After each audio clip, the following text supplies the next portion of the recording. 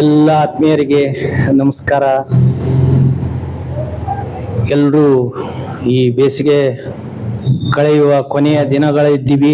ಎಲ್ಲರೂ ಚೆನ್ನಾಗಿದ್ದೀರಿ ಅಂತ ಅಂದ್ಕೊಂಡು ಇವತ್ತು ಮತ್ತೊಂದು ಹೊಸ ವಿಚಾರವನ್ನು ತಮ್ಮೆಲ್ಲರೆದುರಿಗೆ ಪ್ರಸ್ತಾಪಿಸಲು ನಾನು ಬಂದಿದ್ದೀನಿ. ಅದೇ ಥರ ನಾನು ಪ್ರತಿ ನನ್ನ ಕ್ಲಿಪ್ಪಲ್ಲಿ ಸಾಮಾಜಿಕ ಕಳಕಳಿಯನ್ನು ವ್ಯಕ್ತಪಡಿಸಿದ್ದೀನಿ. ಆ ಸಾಮಾಜಿಕ ಕಳಕಳಿಗೆ ಯಾರು ನನ್ನ ಮಾತಿಗೆ ಇಂಬು ಕೊಟ್ಟು, ಯಾರು ಪ್ರಾಣಿಗಳಿಗಾಗಲಿ, ಪಕ್ಷಿಗಳಿಗಾಗಲಿ, ಮೂಕ ಪ್ರಾಣಿಗಳಿಗಾಗಲಿ, ಗೋಮಾತೆಗಾಗಲಿ, ಅಥವಾ ಮನೆಯಲ್ಲಿರ್ತಕ್ಕಂಥ ನಮ್ಮ ವೃದ್ಧರಿಗಾಗಲಿ ಅಥವಾ ಮಕ್ಕಳಿಗಾಗಲಿ ಅನುಕೂಲತೆಗಳನ್ನು ಯಾರ್ಯಾರು ಮಾಡಿದರು ಅವರೆಲ್ಲರಿಗೂ ನಾನು ತುಂಬ ಹೃದಯದಿಂದ ಧನ್ಯವಾದಗಳನ್ನು ಈ ಸಂದರ್ಭದಲ್ಲಿ ತಿಳಿಸ್ತಾ, ಮತ್ತೊಮ್ಮೆ ಸಾಮಾಜಿಕ ಕಳಕಳಿ ತೋರಿದ ತಮ್ಮೆಲ್ಲರಿಗೂ ಧನ್ಯವಾದಗಳನ್ನು ತಿಳಿಸ್ತಾ, ಇವತ್ತು ಮತ್ತೊಂದು ಹೊಸ ವಿಚಾರವನ್ನು ತಮ್ಮೆಲ್ಲರ ಎದುರಿಗೆ ನಾನು ಪ್ರಸ್ತುತಪಡಿಸ್ತಾ ಇದ್ದೀನಿ. ಬಂಧುಗಳೇ, ಏನು ಅಂದ್ರೆ ಬಾಂಧವ್ಯಗಳು ಹೇಗಿರಬೇಕು ಅನ್ನೋದ್ರ ಬಗ್ಗೆ ತಮ್ಮೆಲ್ಲರ ಎದುರಿಗೆ ನಾನೀಗ ಒಂದು 4 ಮಾತುಗಳಲ್ಲಿ ಹೇಳೋಕೆ ಇಷ್ಟಪಡ್ತಾ ಇದ್ದೀನಿ. ಯಾರೋ ಒಬ್ಬ ನಮ್ಮ ಆತ್ಮೀಯರು, ನನ್ನ ಅತ್ಯಂತ ಹಿತೈಷಿಗಳು ಒಂದು ವಾಟ್ಸಪ್ನಲ್ಲಿ ಒಂದು ಮೆಸೇಜನ್ನು ಹಾಕಿದರು. ಅದು ನೋಡಿದೆ, ಬಹಳ ರುಚಿಕರ ಮತ್ತು ಬಹಳ ಮನಸ್ಸಿಗೆ ನಾಟುವಂತಹ ಒಂದು ಲೇಖನಿಯಾಗಿತ್ತು. ಅವರಿಗೆ ನಿಜವಾಗ್ಲೂ ತುಂಬ ಹೃದಯದಿಂದ ನಾನು ಧನ್ಯವಾದಗಳನ್ನು ಸಲ್ಲಿಸ್ತೀನಿ.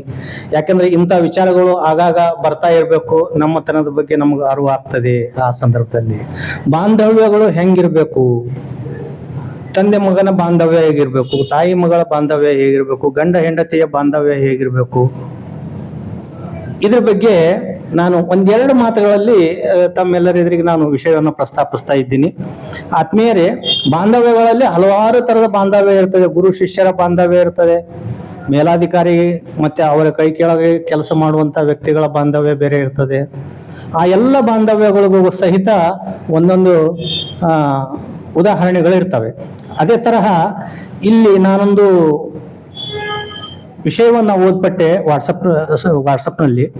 ಏನಂತಂದರೆ, ತಂದೆ ಮಗನ ಬಾಂಧವ್ಯದ ಕುರಿತು ಭಾಳ ಸ್ವಾರಸ್ಯಕರವಾಗಿ ಬರೆದಿದ್ರು ನಮ್ಮ ಆತ್ಮೀಯರು. ಅದೇನಂತಂದರೆ, ಒಂದು ಮನೆಯಲ್ಲಿ ಸುಶಿಕ್ಷಿತ ಮನೆತನದಲ್ಲಿ ತಂದೆ ತಾಯಿ ಒಬ್ಬ ಮಗ ಇರ್ತಾನಂತೆ. ಆ ಮಗನಿಗೆ ಆ ತಂದೆ ತಾಯಿಗಳು ಎಲ್ಲ ಸೌಕರ್ಯಗಳನ್ನು ಒದಗಿಸಿ ಅವನ ಶ್ರೇಯೋಭಿವೃದ್ಧಿಗಾಗಿ ಸಾಕಷ್ಟು ಶ್ರಮಿಸಿರ್ತಾರಂತೆ.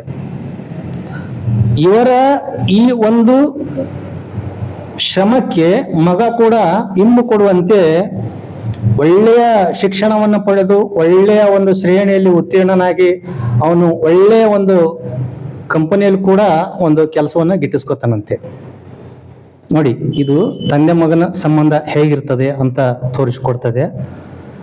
ಆಗ ಅವನು ಅತ್ಯಂತ ಹುರುಪಿನಿಂದ ಮನೆಯಲ್ಲಿ ಬಂದು ತಂದೆ ತಾಯಿಗೆ ಹೇಳ್ತಾನಂತೆ, ಇಲ್ಲ, ನನಗೆ ಈ ಥರದ ಒಂದು ಕಂಪನಿಯಲ್ಲಿ ಕೆಲಸ ಕೂಡ ಸಿಕ್ಕಿದೆ, ಒಳ್ಳೆ ಸಂಬಳ ಇದೆ ಅಂತ ಹೇಳಿ.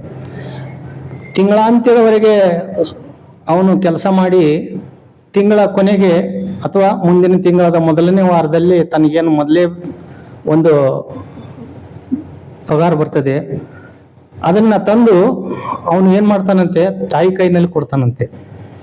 ತಾಯಿ ಕೈನಲ್ಲಿ ಕೊಟ್ಟು ತಾಯಿಗೆ ನಮಸ್ಕಾರ ಮಾಡಿ ಹೇಳ್ತಾನಂತೆ, ತಗೋ ತಾಯಿ, ಇದು ನನ್ನ ಮೊದಲೇ ತಿಂಗಳ ಸಂಬಳ ಇದೆ, ಇದನ್ನು ತೆಗೆದುಕೋ ಅಂತೇಳಿ ಅವಳ ಕೈಯಲ್ಲಿ ಕೊಟ್ಟು ನಮಸ್ಕಾರ ಮಾಡ್ತಾನಂತೆ. ಆಗ ತಾಯಿ ಹೇಳ್ತಾಳಂತೆ, ಕಂದ, ನನ್ನ ಕೈಯಲ್ಲಿ ಕೊಡೋದಕ್ಕಿಂತ ನಿಮ್ಮ ತಂದೆ ಕೈಯಲ್ಲಿ ಕೊಡು, ಅಂದರೆ ಅವರು ಖುಷಿ ಪಡ್ತಾರೆ ಅಂತ ಹೇಳಿ. ಆಗ ಮಗ ಹೇಳ್ತಾನಂತೆ, ಇಲ್ಲ, ಸಾಧ್ಯನೇ ಇಲ್ಲ, ನಾನು ತಂದೆ ಕೈಯಲ್ಲಿ ಇದನ್ನು ಕೊಡಲ್ಲ ಅಂತೇಳಿ. ಆಗ ತಾಯಿ ಸಿಟ್ಟು ಬರ್ತದಂತೆ, ಅಲ್ಲ, ಶ್ರಮ ವಹಿಸಿ ಕಷ್ಟಪಟ್ಟು ಅವರು ನಿನ್ನ ವಿದ್ಯಾಭ್ಯಾಸಕ್ಕಾಗಿ ಎಲ್ಲ ತಮ್ಮ ಹಣವನ್ನು ಸುರಿದು ನಿನಗೆ ಈ ವಿದ್ಯೆ ಕೊಡಿಸಿ ಇಲ್ಲಿ ಇಷ್ಟರ ಮಟ್ಟಿಗೆ ಅವ್ರು ತೆಗೆದುಕೊಂಡು ಬಂದಿದ್ದಾರೆ. ಅವ್ರ ಕೈಯಲ್ಲಿ ಕೊಡೋದು ಒಳ್ಳೆಯದು, ಮನೆ ಜವಾಬ್ದಾರಿ ಅವ್ರದ್ದಿರ್ತದೆ, ಅವ್ರ ಕೈಯಲ್ಲಿ ಕೊಡೋದೇ ಒಳ್ಳೆಯದು ಅಂತ ಹೇಳ್ತಾಳಂತೆ ತಾಯಿ. ಆ ಮಾತಿಗೆ ಸುತಾರಾಮ್ ಒಪ್ಪೋದಿಲ್ಲ ಅಂತ ಆ ಮಗ. ಆಗ ಆ ತಾಯಿಗೆ ಸಿಟ್ಟು ಬಂದು, ಬೆಳೆದ ಮಗ ಅಂತನೂ ನೋಡದೆ ಒಂದು ಚಟರ್ ಅಂತ ಕೆನೆ ಹೊಡಿತಾರಂತೆ ತಾಯಿ. ಹೊಡೆದು ಏನಂತಾಳಂತೆ, ನೀನು ಈಗ ಮೊದಲೇ ತಿಂಗಳ ಸಂಬಳ ನಿನ್ನ ಕೈ ಬಂದಿದೆ, ಆಗಲೇ ಇಷ್ಟು ನೀನು ದೊಡ್ಡವನಾಗ್ಬಿಟ್ಟೇನೋ, ಭಾಳ ದೊಡ್ಡ ವ್ಯಕ್ತಿ ಆಗ್ಬಿಟ್ಟೇನೋ, ನಿನ್ನ ಜನ್ಮಕ್ಕೆ ಅಂತ ಬೈತಾಳಂತೆ. ಆಗ ಮಗ ಹೇಳ್ತಾನಂತೆ, ತನ್ನ ಕೆನ್ನೆ ಸವರಿಸ್ಕೊಳ್ತ, ಅಂದರೆ ಕೆನ್ನೆಗೆ ಎಟ್ಟು ಬಿದ್ದಿರ್ತದಲ್ಲ ಅದನ್ನ ಹೀಗೆ ತರುಕೋತ ತಂದೆಗೆ ಕೊಡು ತಂದೆ ಕೊಡು ಅಂತೇಳಿ ನೀನು ಹೇಳ್ತೀಯಲ್ಲ, ಆ ಮಾತನ್ನ ನೀ ಧಿಕ್ಕರಿಸ್ತೀಯಲ್ಲ, ಅದಕ್ಕೆ ಒಂದು ಕಾರಣ ಇದೆ ಅಂತ ಹೇಳ್ತಾನಂತವನು. ಆಗ ತಾಯಿ ಹೇಳ್ತಾಳಂತೆ, ನೋಡು ನೀನು ಸಂಸ್ಕಾರವಂತ ಅಂತ ನಾನು ಹೆಂಗ್ ನಂಬಬೇಕು? ನಿನ್ನ ತಂದೆ ಕೈಯಲ್ಲಿ ನಿನ್ನ ಸಂಬಳ ಕೊಡಕ್ಕೆ ಒಲ್ಲೆ ಅಂತ ಇದ್ದೀಯಾ? ನೀನೆಂತ ಸಂಸ್ಕಾರ ಪಡೆದಿದ್ದೀಯಾ ಅಂತ ಕೇಳ್ತಾಳಂತೆ. ಆಗ ಮಗ ಹೇಳ್ತಾನಂತೆ, ಇಲ್ಲಮ್ಮ, ನನ್ನ ತಂದೆ ಕೈಯಲ್ಲಿ ಕೈ ಯಾವತ್ತೂ ಮೇಲೆ ಇರಬೇಕು. ನೋಡಿ, ಈ ಕೊನೆಯ ಕೆಲವೊಂದು ಲೈನ್ಗಳಿವೆ ಅಲ್ಲ, ಇವು ಇಂಪಾರ್ಟೆಂಟು. ಆ ಮಗ ಹೇಳ್ತಾನಂತೆ, ನನ್ನ ತಂದೆಯ ಕೈ ಯಾವಾಗಲೂ ಮೇಲೆ ಇರಬೇಕು, ಕೆಳಗೆ ಕೈ ಚಾಚಿಕೊಡುದು, ಹಾಗೆಯೇ ಮೇಲೆ ಇರಲಿ ಎಂಬುದೇ ನನ್ನ ಅದಮ್ಯ ಆಸೆ. ಇದುವರೆಗೂ ಅವರಿಂದ ನಾನು ಪಡೆದುಕೊಳ್ಳುವಾಗ ಹೆಮ್ಮೆಯಿಂದ ಸ್ವೀಕರಿಸ್ತಿದ್ದೆ. ನೋಡಿ ಆ ಮಗುನ ಮಾತು. ಇದುವರೆಗೂ ಅವರಿಂದ ನಾನು ಪಡೆದುಕೊಳ್ಳುವಾಗ ಹೆಮ್ಮೆಯಿಂದ ಸ್ವೀಕರಿಸ್ತಿದ್ದೆ, ಈಗ ನಾನು ಅವರಿಗೆ ಇದನ್ನು ಕೊಡುವಾಗ ಅವರ ಕೈ ನನ್ನ ಕೈ ಕೆಳಗೆ ಬರುತ್ತದೆ, ಅದು ನನಗೆ ಇಷ್ಟ ಆಗಲ್ಲ, ಅದಕ್ಕೆ ನಾನು ಅವ್ರ ಕೈಯಲ್ಲಿ ಕೊಡಲ್ಲ ಅಂತ ಹೇಳ್ತಾನಂತೆ ಮಗ. ನೋಡಿ, ತಂದೆಯ ಬಗ್ಗೆ ಅದೆಮ್ಮೆ ವಿಶ್ವಾಸ, ಎಷ್ಟೊಂದು ಆ ಮಗನಲ್ಲಿ ತಂದೆಯ ಬಗ್ಗೆ ಎಷ್ಟೊಂದು ಮಮಕಾರ ಇರ್ತದೆ. ಇವನು ತಂದ ಒಂದು ಸಂಬಳಕ್ಕೆ ತಂದೆ ಕೈ ಚಾಚಿದ್ರೆ ತಂದೆ ಕೈ ತಳಗಾಗ್ತದೆ, ತನ್ನ ಕೈ ಮೇಲಾಗ್ತದೆ. ಅದಕ್ಕೆ ಆ ಸ್ಥಿತಿಯಲ್ಲಿ ತಂದೆಯನ್ನು ನನಗೆ ನೋಡಕ್ ಆಗಲ್ಲ ಅಂತ ಆ ಮಗು ಹೇಳ್ತಾನಂತೆ. ಇದು ನನಗೆ ಇಷ್ಟ ಇಲ್ಲ, ಎಂದೆಂದು ಸರ್ವಕಾಲಕ್ಕೂ ನನ್ನ ತಂದೆಯ ಕೈಗಳು ಮೇಲೇ ಇರಬೇಕು, ಅಂದ್ರೆ ಹಿಂಗೆ ಕೊಡುವಂತೆನೆ ಇರಬೇಕು ನನ್ನ ತಂದೆ ಕೈಗಳು. ನೀವೇ ಇದನ್ನು ಅಪ್ಪನಿಗೆ ಕೊಟ್ಟು ಬಿಡಿ, ಅವರಿಗೆ ಹಣ ಕೊಡುವಷ್ಟು ಯಾವ ಅರ್ಹತೆಯೂ ನನಗಿಲ್ಲ, ನೀವು ಕೊಡಿ, ನಾನು ನಮಸ್ಕಾರ ಮಾಡಿ ಅವರಿಂದ ಆಶೀರ್ವಾದ ಪಡಿತೀನಿ ಅಂತ ಹೇಳ್ತಾನಂತೆ ಆ ಮಗ. ನೋಡಿ, ತಂದೆಗೆ ತಾನು ಕೊಟ್ರೆ ತನ್ನ ಕೈ ಮೇಲೆ ತಂದೆಯ ಕೈ ಕೆಳಗಾಗ್ತದೆ, ಅಲ್ಲಿ ತಂದೆಯ ಸ್ವಾಭಿಮಾನಕ್ಕೆ ಧಕ್ಕೆ ಆಗ್ತದೆ ಅಂತೇಳಿ ಮಗ ವಿಚಾರ ಮಾಡಿರ್ತಾನಂತೆ. ನೋಡಿ, ಎಷ್ಟು ಮಕ್ಕಳು ಇರ್ತಾರೆ ಈ ತರ ತಂದೆಯ ಬಗ್ಗೆ ವಿಚಾರ ಮಾಡ್ತಕ್ಕಂಥ ಎಷ್ಟು ಮಕ್ಕಳನ್ನ ನಾವು ಕಾಣ್ತೀವಿ ಅಂತಾನಂತೆ. ಆಗ ತಾಯಿಗೆ ದಿಗ್ಭ್ರಮೆ ಆಗ್ತದಂತೆ. ಅಯ್ಯೋ, ನನ್ನ ಮಗ ಎಷ್ಟೊಂದು ಮುಂದುವರಿದು ವಿಚಾರ ಮಾಡಿದಾನೆ, ಅವನಿಗೆ ನಾನು ಸುಮ್ಮನೆ ಕೆನ್ನೆಗೆ ಬಾರಿಸಿದ್ನಲ್ಲ ಅಂತೇಳಿ ತಾಯಿ ಪಶ್ಚಾತ್ತಾಪ ಪಡ್ತಾಳಂತೆ.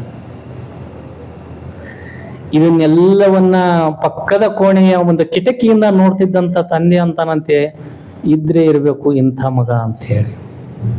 ಅವನು ಆ ಮಗನ ಮೇಲಿನ ಮಮಕಾರ ಹೆಚ್ಚಾಗಿ, ಮಗನ ಬಗ್ಗೆ ಸ್ವಾಭಿಮಾನ ಹೆಚ್ಚಾಗಿ, ತಂದೆ ಓಡ್ತಾ ಬಂದು ಮಗನನ್ನ ತಬ್ಬಿಕೊಂಡು ಹೇಳ್ತಾನಂತೆ, ನಿನ್ನನ್ನು ಹೆತ್ತದ್ದಕ್ಕೂ ನನಗೆ ಸಾರ್ಥಕವಾಯಿತು ಅಂತಂತ. ನೋಡಿ, ಯಾವ ಥರದ ಸಂಬಂಧಗಳು, ಯಾವ ಥರದ ಬಾಂಧವ್ಯ ಇದು. ಅದಕ್ಕಾಗಿ ಬಂಧುಗಳೇ, ನಾವು ಯಾರನ್ನೂ ಕೀಳಾಗಿ ಕಾಣಬಾರ್ದು. ನಾವು ನಮ್ಮ ಮಗು ಅಂತೇಳಿ ಅವನ ಮೇಲೆ ನಾವು ಯಾವುದೇ ಒಂದು ಹಕ್ಕು ಚಲಾಯಿಸ್ಲಿಕ್ಕೆ ಹೋಗಬಾರ್ದು. ನನ್ನಕ್ಕಿಂತ ಸಣ್ಣವರು ಅಂತ ಅವ್ರ ಮೇಲೆ ಯಾವುದೇ ಥರದ ನಾವು ಹಕ್ಕುಗಳನ್ನು ಚಲಾಯಿಸಬಾರ್ದು. ಅಲ್ಲಿ ಬಾಂಧವ್ಯಗಳು ಬೇರೆ ಬೇರೆ ಇರ್ತವೆ. ಆ ಬಾಂಧವ್ಯಕ್ಕೆ ಚ್ಯುತಿ ಬಂತಂದ್ರೆ ಆ ಸಂಬಂಧಗಳು ಕೊನೆಗೊಂಡು ಬಿಡ್ತವೆ. ಆ ಕಾರಣಕ್ಕೆ ಬಂಧುಗಳೇ, ನೋಡಿ, ಇದು ಎಷ್ಟೊಂದು ಚೆನ್ನಾಗಿದೆ, ಎಷ್ಟೊಂದು ನನಗೆ ನಿಜವಾಗ್ಲೂ ಇದು ಮನಸ್ಸಿಗೆ ತಾಕುವಂಥ ಒಂದು ವಿಷಯ ಆಗಿತ್ತು. ಅದನ್ನು ಕೂಡ ನಾನು ತಮ್ಮೆಲ್ಲರ ಎದುರಿಗೆ ಈ ವಿಷಯವನ್ನು ಪ್ರಸ್ತಾಪ ಮಾಡಿ ನನ್ನ ಎಲ್ಲ ಸದಸ್ಯ ಬಳಗ ಇದನ್ನ ತಿಳ್ಕೊಳ್ಳಿ ಮತ್ತು ಎಲ್ಲ ರೀತಿಯ ಬಾಂಧವ್ಯಗಳು ಚೆನ್ನಾಗಿರಲಿ. ತಂದೆ ಮಗನ ಬಾಂಧವ್ಯ ಹೇಳಿದೆ ನಾನು, ಬಾಂಧವ್ಯಗಳು ಹಲವಾರು ಥರದ ಬಾಂಧವ್ಯಗಳಿರ್ತವೆ.